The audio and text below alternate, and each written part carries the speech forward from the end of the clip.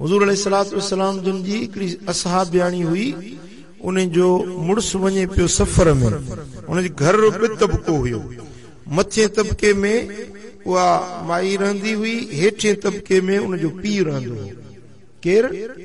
उन जो पीउ। पोइ जेॾीमहिल उन जो मुड़स सफ़र में वञे पियो त पंहिंजी घरवारी खे चई त इन जाइ तूं हेठि न लहिजांइ, मुंहिंजो हुकुम आहे तोखे पंहिंजे घर में ई हुजजांइ। मुड़स इहा नसीहत करे हलियो वियो। पीउ उन जो बीमार थी पियो।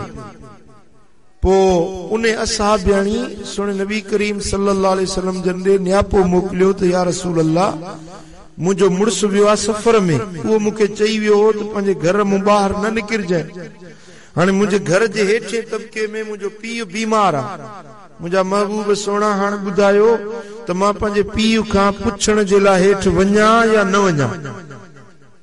हबीबन करीमन फरमायो त अम्मा तूं ईअं कर जीअं तुंहिंजो मुड़स तोखे चई वियो आहे। ॻाल्हि ॿुधो थियूं, सम्झो थियूं।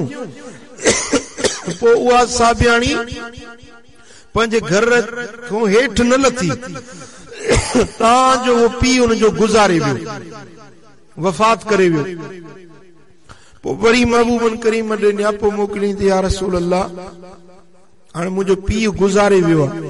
हबीब करीम, हाणे मां पंहिंजे पीउ जो मुंहुं ॾिसां, उन जे जनाज़े जी ज़ियारत वञी कयां? महबूबन करीमन फरमायो त तूं उहे कर जीअं तोखे तुंहिंजो मुड़स चई वियो। तव्हांजो उन जो पीउ दफ़न थी वियो, पंहिंजे पीउ जो मुंहुं बि न ॾिठई।